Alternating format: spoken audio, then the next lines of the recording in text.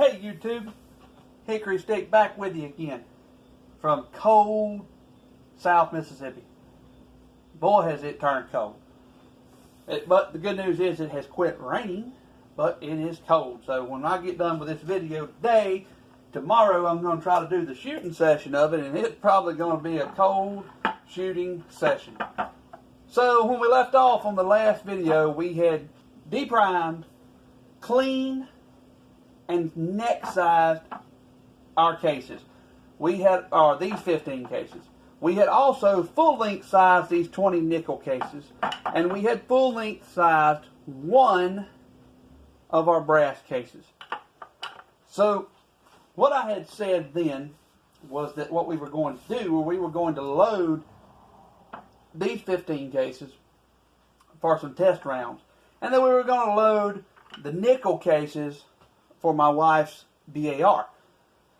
Well, in the meantime, between last video, me making the last video and me doing this one, I changed my mind because I got to thinking about it, and I said, now why would I go and dive off into making rounds for the BAR when I haven't even fired the first of my reloads out of my Model 70 yet?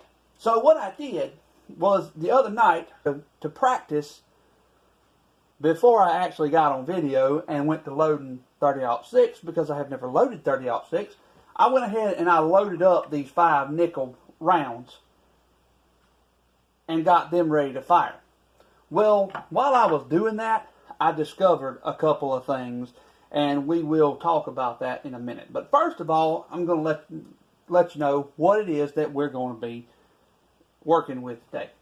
So, when I got off of work Friday night, I ran down to the local store and I got a pack of 168 grain Sierra Match Kings.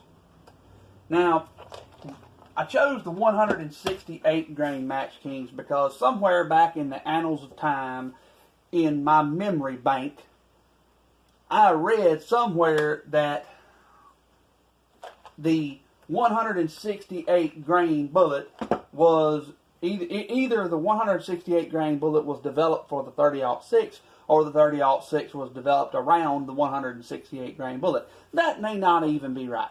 That may be totally wrong, but for some reason that number stuck in my brain about a 30-06 is a 168 grain bullet. So even if it is wrong, I figured, well, it's not going to be a bad place to start. So we've got 168 grain Sierra Match Kings. And I chose the Sierra Match Kings because it's no secret I watch a lot of Johnny's Reloading Bench channel. And one of the many things that I have learned from watching his channel is that Sierra Match Kings shoot good. I mean, Sierra makes some good bullets. So I decided to let's go ahead and let's start it off this series with those right there, with what in my mind is the cream of the crop as far as accurate bullets, and that's the Match Kings. Since this is going to be a star bullet in a moderately priced rifle, let's just go ahead and start off with that. Now, for powder, I wanted to shoot Varget, and I went down to the store. Last weekend, they were out of Varget. They were real low on powder. I was hoping that they would get some more in, but they didn't. They were just as low on powder this week as they were last week. So what I went to was what was going to be my second choice, which is Ogden H4831 SC. And if you have not seen the SC before, the SC stands for short cut. And what that means is it's an extruded stick powder, and it basically, the little sticks are cut into short segments instead of the normal long segments to aid in their dispensing and their metering through a powder measure like this, like our RCBS Uniflow. So I went with that. This is a slow burning powder. This is way down near the bottom of the burn rate chart. So it's a rather slow burning powder. So it should be good for a longer barreled gun, and it will be a nice, easy powder to work with to begin with, and we've got a pretty good range of charges. And I mean, according to our loading manual for the Sierra, for the 168 Match Kings, we can go anywhere from 50.3 grains at 2,400 feet per second all the way up to 61.3 grains at 2,900 feet per second of charge with the 4831 SC. So we got a pretty good range. It'll be in the shortcut. It'll give us a good powder density. We can cram a lot of it into the casings. So that gives us a lot of versatility and gives us a lot of things to play with this powder. Hopefully next week I'll be able to get us a different powder to play with. I'm going to try to buy a jug of powder every week or every other week until we've got a good selection of powder going on here. Because that way we can play with things. I'd like to try to buy, a couple boxes of bullets a month. So that's the goal. It may not happen, the budget may not allow, but that is the goal. So, also, what I did while I was prepping to make this video was I went ahead and I pulled apart our Hornady New Dimension die, bullet seating die, and I pulled the seating stem out of it, and I got the seating stem and I compared it with the other two seating stems that I had bought. And I found that the stem that was in it, which it says it has a number 147 stem in it from the factory, what I discovered was that the 147 seating stem does not match up to the Match King bullet very well.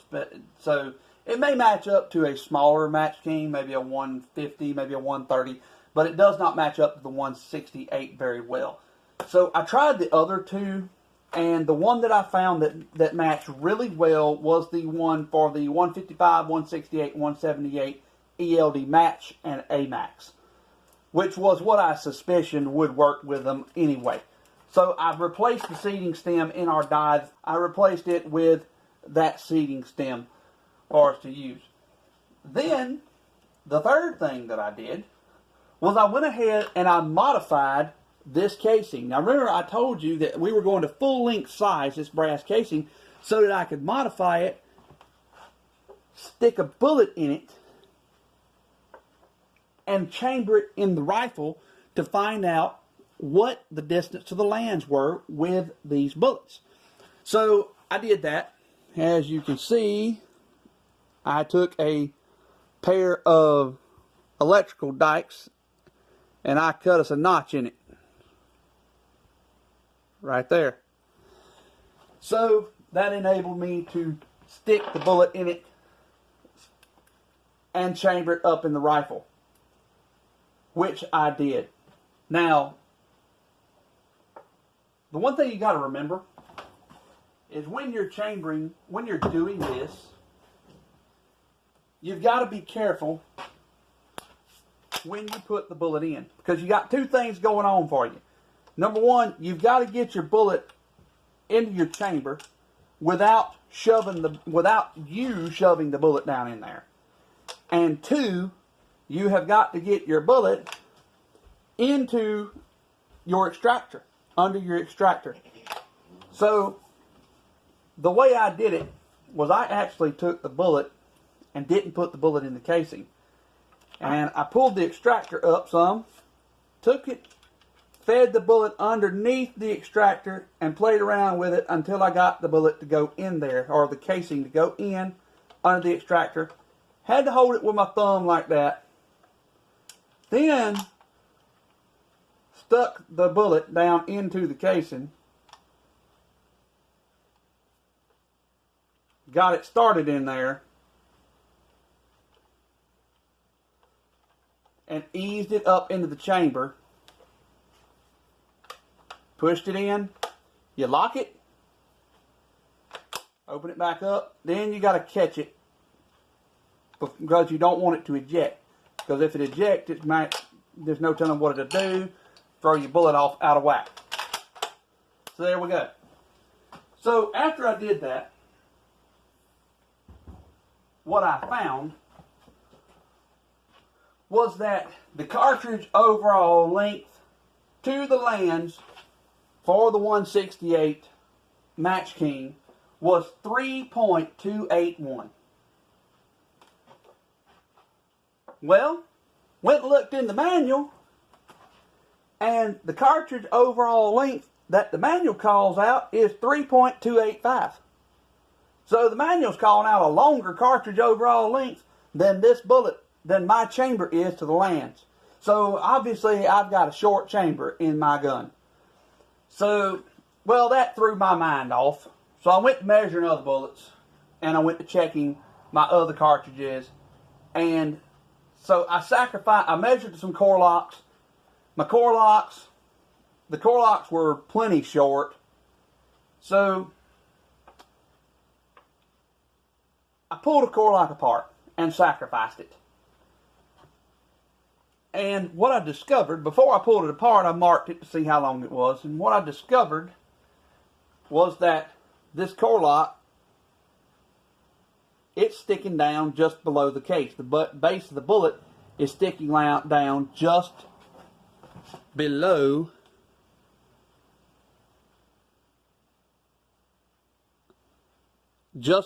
the case neck. So I looked at the Match King, and I marked the Match King as well. Did the same thing. Pulled the bullet out of the casing after I marked it.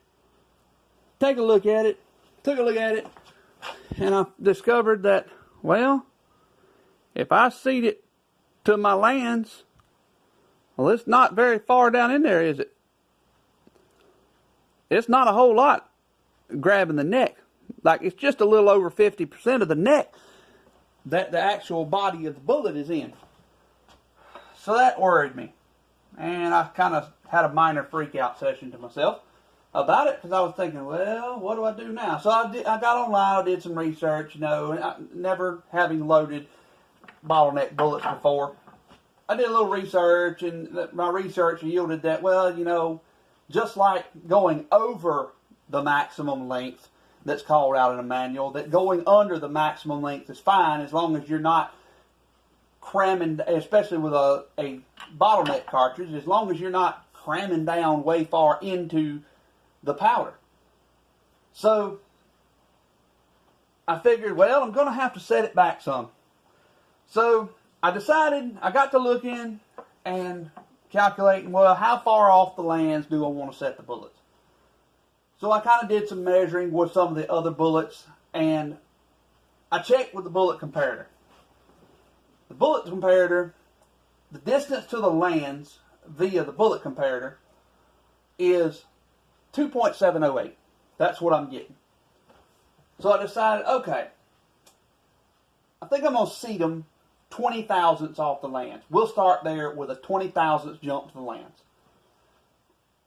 So that's what I did with these that I loaded in the nickel casings. I seated them 20 thousandths off the land. Seating 20 thousandths, that allowed me to pull this down 20 thousandths more, give me a little bit more bite into the body of the bullet with the case neck. So these are at 20 thousandths off. So after I loaded these and crimped them, I decided, well, let me take a look at these bullets over here that my buddy loaded up that shot so good for us. So I measured them, and to the lands, and, well, I'm sorry, with the bullet, via the bullet comparator, the overall length of these is 2.633. So, bullet to bullet, these that my buddy loaded up, they are actually 75 thousandths off the lands. So, the gun may like that 75 thousandths jump. I don't know, because they shot pretty good. We may shoot these that are 20 thousandths off the land and they shoot like crap. I don't know. We're going to find out.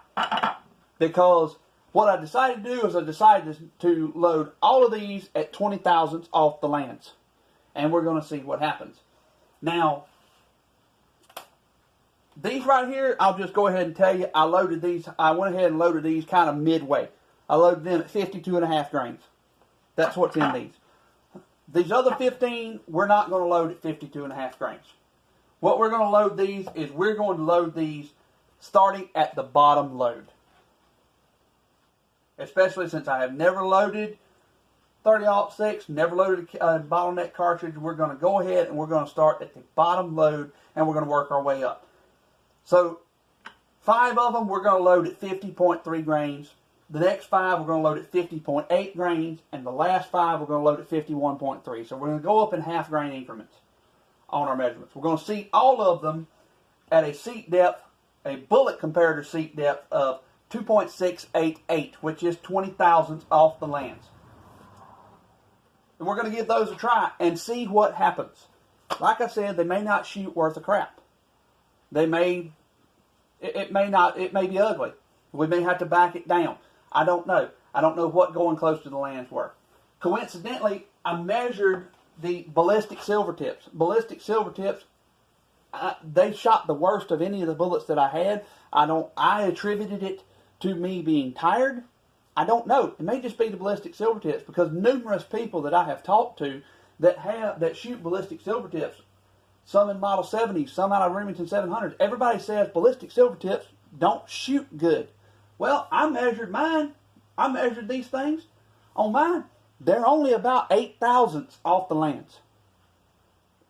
The factory loaded ammo in my rifle. So it may be the fact that they're so close to the land. That may be what's making them shoot so crappy. So, I mean, we may do it. If these don't shoot good really close to the lands like this, and we have to back them off to 50, 60, 70 thousandths off the lands like the rounds that my buddy loaded up, well, then we may buy some ballistic silver tip bullets and try that and see if we can make the ballistic silver tips suck less. Because right now the accuracy in them sucks pretty good. So I don't know what's going to happen when we do this, but we're going to find out. Because like I said before, this is going to be a journey of discovery with this rifle and doing this loading. So we're going to find out. But that's our plan for today. Another thing that I did before we get started is I went ahead and seated my test bullet here on down to 75 thousandths off the lands, like the bullets my buddy loaded are seated. And I made a mark on it at 75 thousandths. So if we go 75 thousandths off the lands, that's it. Look how much deeper that is. That's the entire case neck that's getting to bite into the body of that bullet. So, you know, we got a good case building here for seating them deeper. I went with 20 thousandths. We're going to stick with 20 thousandths because that was the plan, and I don't want to change midstream on that. So we're going to stick with 20 thousandths for these first ones and give them a try. Now, before we even get started loading, I'm just going to go ahead and say right up front that this Hornady die, I love this thing. Already, this thing is outstanding. I set it to what I wanted with the first one of these bullets. I set the thing to my 2.688 distance from the lands, and the 4 other ones were exactly 2.688. No difference in them. It was awesome. This die is awesome. The bullets are beautifully straight in the die. I don't know how you could get them much straighter. I know Forster makes a die that's supposed to make them perfectly straight. I don't know how you could get them much straighter than this. There's not really, there's a faint little line where the seating stem contacted the bullet. It's very faint. There's nothing I can rub my finger up and down it. There is nothing, no notch or no indentation in it or anything like that. So I think the seating stem is good. It's making that faint line, but I think that's just a discoloration. So I think that seating stem is going to work good. But yeah, this die is outstanding. It's great. I really like it. So, on to loading. Well, the first thing that we need to do is we need to go ahead and weigh up our powder charges. So in that case, we're going to get out our scales. We'll go ahead and get out both scales here and get them set up. Now, I have already filled our trickler up with our 4831, go ahead and get our scale here out, and we're going to go ahead and zero. I'm going to go ahead and zero out our RCDS balance beam scale. Is it everything on zero? Yep, everything is on zero. No, that one's not. All right, things on zero. Go ahead and zero it out. Tear it. Well, I must have messed around and set that in the exact same spot I had it last night because it's still zeroed. Okay, so now we got that scale zeroed out, and we're going to go to our first weight, which is 50.3. So I'm going to go ahead and set it 50.3 grains. There we go. Now, our powder measure, this powder measure was doing really good last night metering this shortcut powder. I was really happy with it because I can tell you right now, the IMR 4198, which is what I've been loading with 4570, it doesn't meter it too good. I'm having to trickle powder every load that I throw into it, but it's doing really good metering this 4831 shortcut. So it's probably still set a little heavy. I don't think I adjusted it in. Matter of fact, I'm going to go ahead and adjust it in about a half a turn. See what it throws.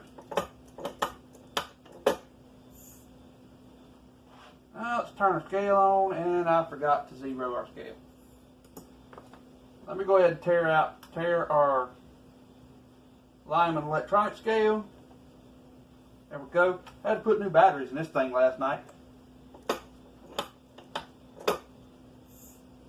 It just suddenly went stupid on me while I was measuring. I was like, what in the world is going on here? And it was the batteries were dead. All right, so yeah, that's still heavy. That's throwing 51.2. So we're going to have to back that down some. Let's go ahead and back it on down another half turn.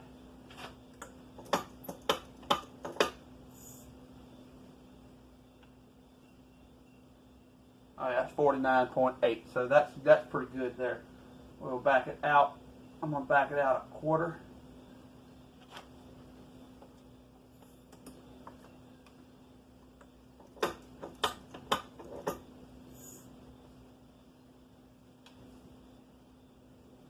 $50.8. That's a little bit too heavy. Go in at 8. See what happens. I discovered last night that it doesn't take much. That about 1 granule of this powder weighs about 0.1 grains. So you change 1 granule, and buddy, you have dropped about 0.1 grains in it.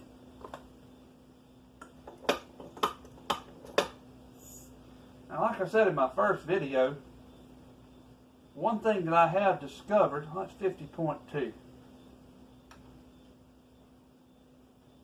It says 50.3. 50.2, 50.3. Okay, so that's actually saying 50.3. So let's go ahead and check it on our balance beam scale. Let's see what it says.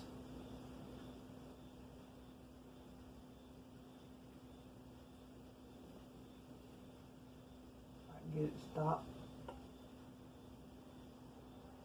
swinging around.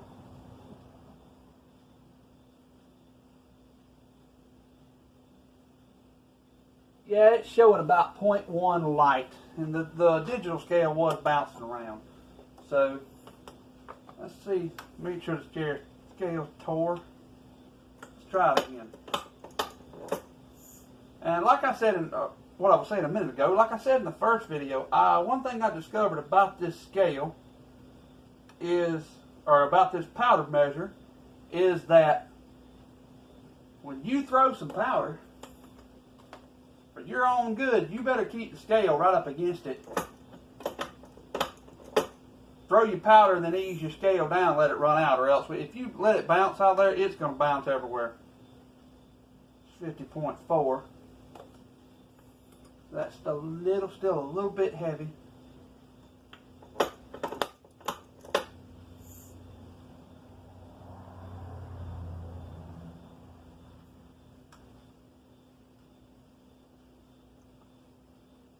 I can't quite seem to get it right. If I can get it to 50.0 or 50.1, we'll trickle the rest in. But I don't want to trickle in 2 grains. There we go, that's 50.1, 50.2, so let's pull out our handed tricklet. Let's throw a little more powder in there.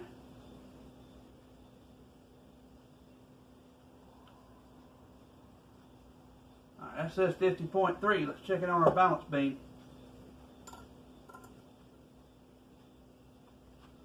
Balance beam says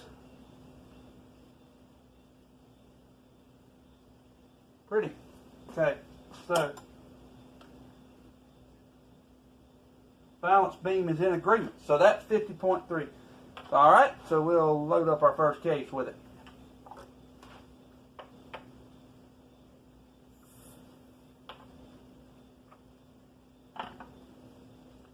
50.3.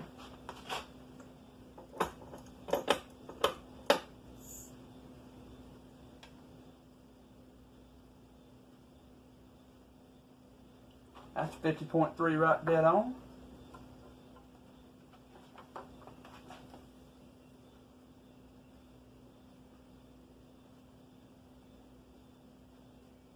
And the balance beam agrees.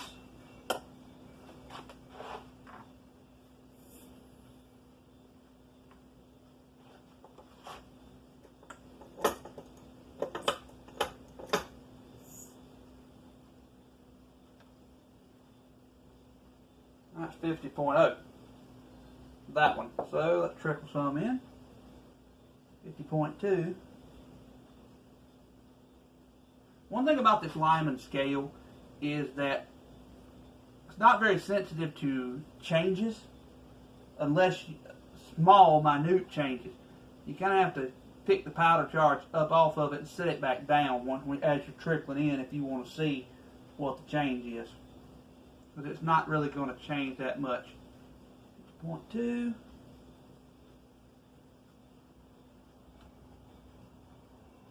There we go, 50.3.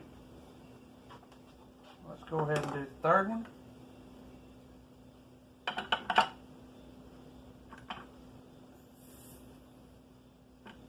That one.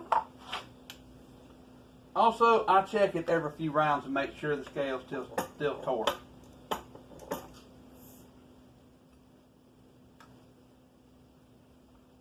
Point 1.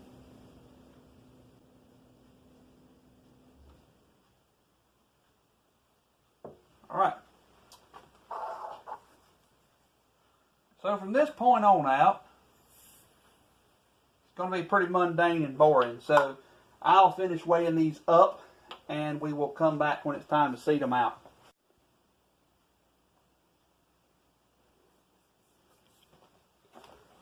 Alright.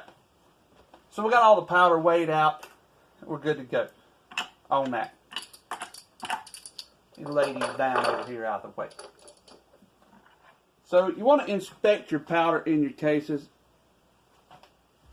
and kind of make sure you didn't overfill. I don't think you're going to be able to see the powder down in these, but maybe you can see a little bit in them.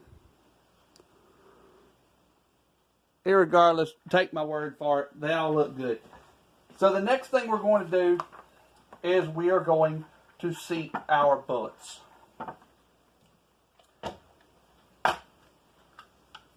So I'm going to go ahead and set us some bullets up in the tops of these.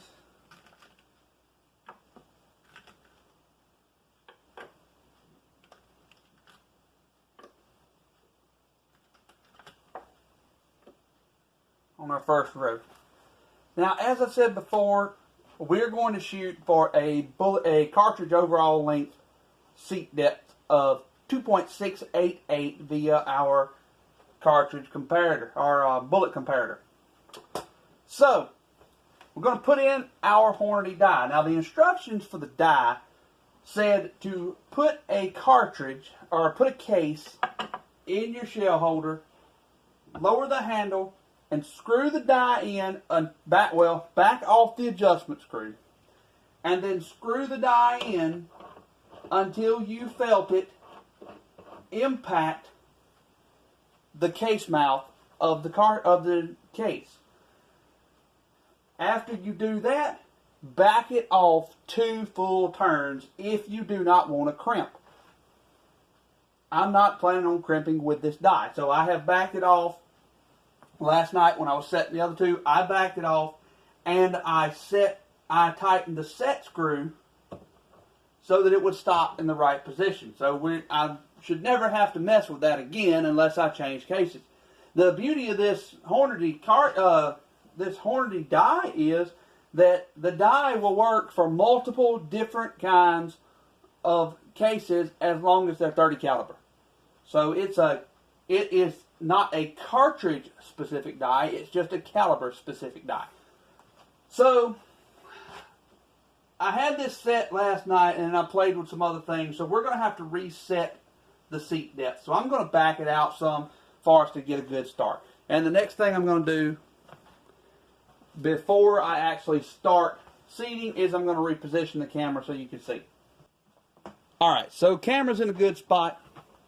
Yeah, I can work here. Alright. We place our cartridge in. I just kind of been sort of starting to line up the cartridge. But the good thing about this die is it's an inline die. So when you move the cartridge up into it, the case moves up into the die body. The bullet moves up into the sleeve, and the case mouth moves up into the sleeve also, so it aligns everything nice and straight together. Beautiful. So we're going to go ahead and move it on up.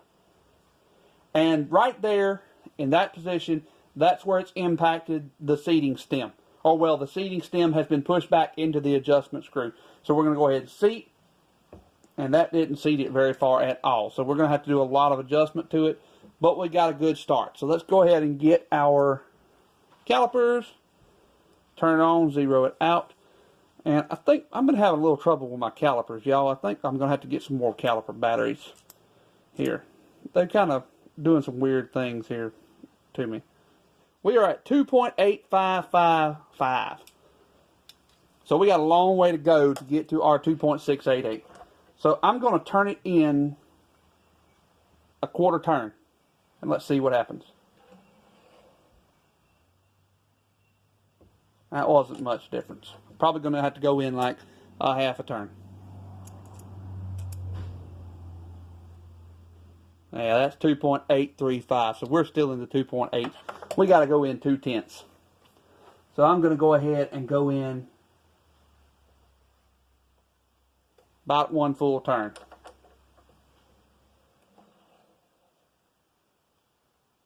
Yeah, that was a lot more right there. So let's see what happens there. 2.807.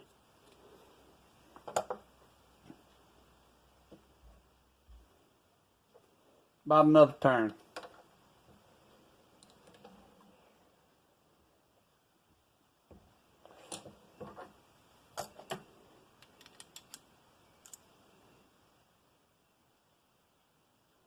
All right, 2.764. So now we're getting closer. So I'm going to go in a quarter. And you know the beauty, one of the other beauties of this Hornady die is that when I decide to, which probably won't be too long, just whenever the budget allows, I can actually buy a micrometer adjustment for it and take this adjustment stem out and put a micrometer stem in it. 2.751. Go in another quarter.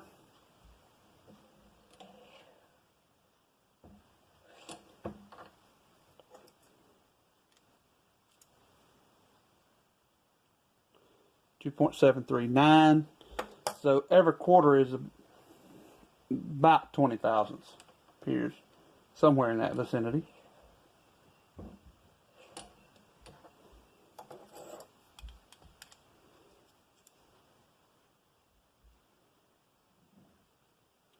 .724. So let's go in a quarter and an eighth.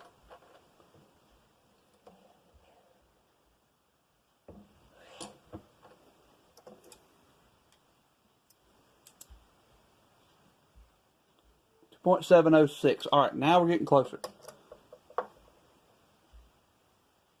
Going at eighth.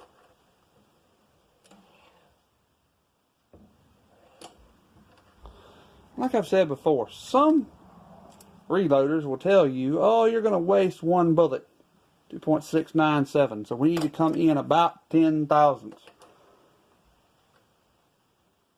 I'm going to move in an eighth of a turn.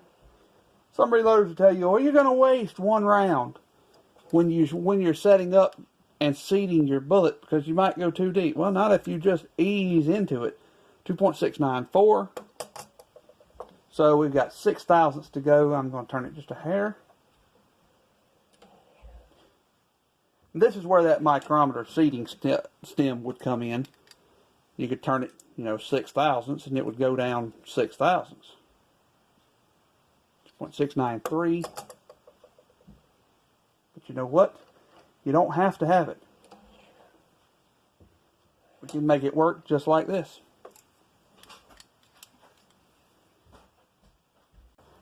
So my son came in and asked me a question, and while I was talking to him, I stopped the camera, but I kept adjusting our die, and I have got it down to 2.6875, between that and 2.688.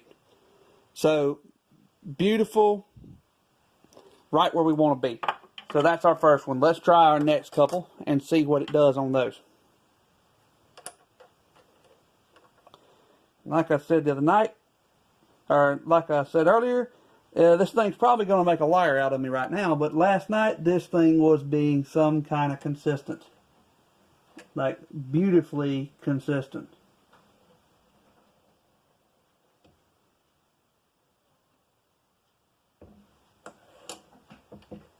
Up she goes. Let's see what it says.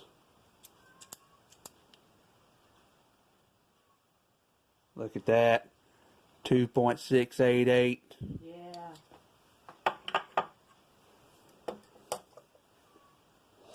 Y'all hear my wife in the background making commentary.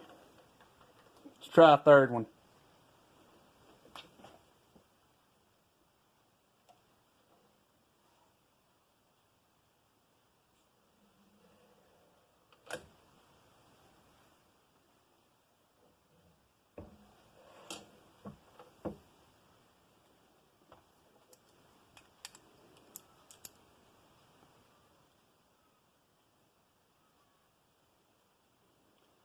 That one's a hair long, 2.689, but that's okay.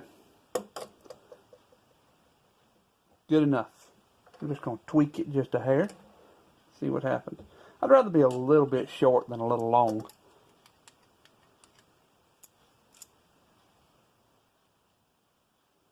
There we go, 2.688. Pretty.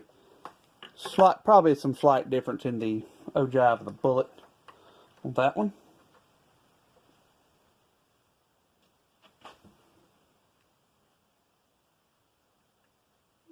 Line her on up.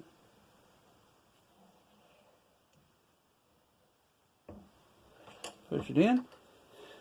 And just like last night, there's just a faint mark on the bullet. I mean, nothing, barely can see it on the ogive of the bullet where the seating stem hit. 2.688. Just right. Really, really impressed with this die. Really impressed with the seating stems. All around, very happy. Was it worth the $30 I paid for it? Yeah, I think so. I think it was.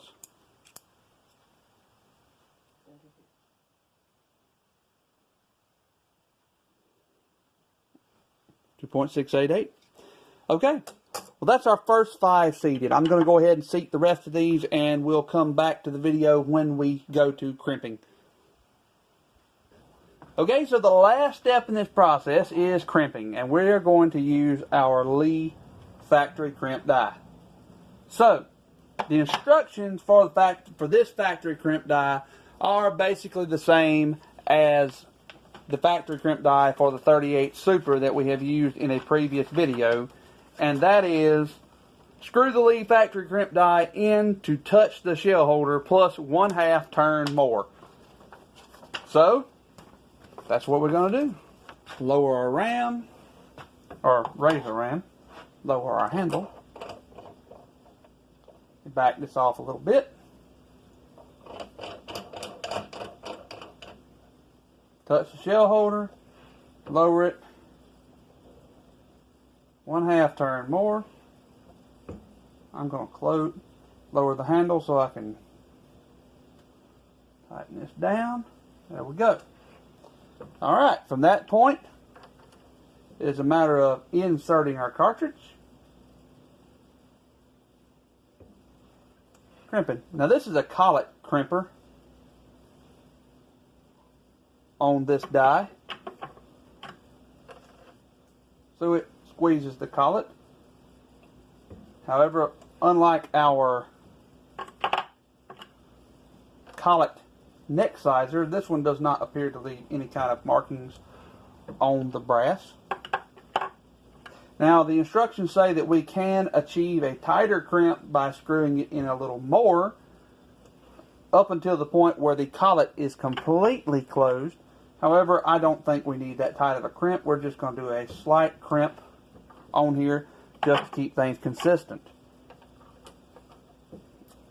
In a future video, we will probably not crimp. I just want to crimp this go round just to see what happens. For our any hunting loads that we make up for this and we develop, yes, we will be crimping them. I crimp all my hunting loads for all of my rifles and will crimp for all my rifles. I crimp for my 45-70, even though the 45-70 crowd says don't bother to crimp in a single shot. You don't need it. But I crimp just for the fact that we do a lot of walking when we're hunting. A lot of bullets in our pockets clanging around. I don't want anything disturbing the seating of the bullet, so I crimp to give it that little extra protection.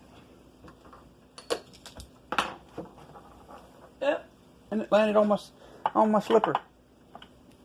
Good. No harm, no foul.